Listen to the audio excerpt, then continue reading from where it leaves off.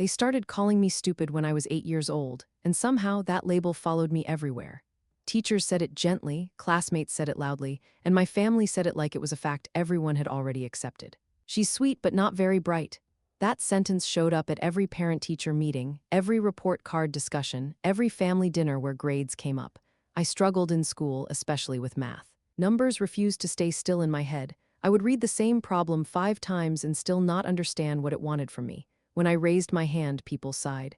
When I asked questions, kids laughed. By middle school, I stopped trying. It was easier to play the role everyone had already written for me. At home, it was worse. My younger cousin was a genius.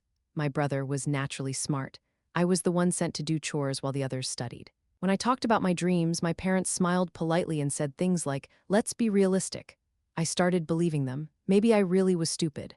The turning point came in high school during a group project in history class. No one wanted me in their group, so I got stuck with the leftovers. While everyone else argued over who would present, I quietly started researching. History made sense to me in a way numbers never had. Patterns, motives, consequences, it clicked.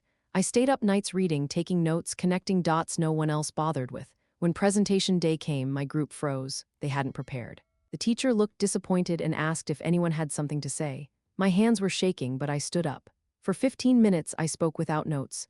I explained causes, challenged popular assumptions, and tied the topic to events we were living through. The room was silent. Even the kids who used to laugh at me were staring. After class, my teacher stopped me. "Why haven't you been participating like this all year?" she asked. I didn't know how to answer. I just said no one ever asked.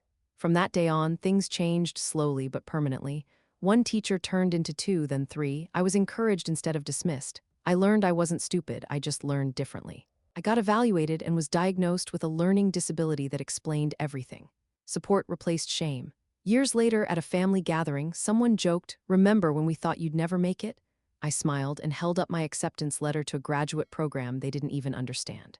They stopped calling me stupid after that, but by then, it didn't matter anymore. I had already proven something far more important to myself.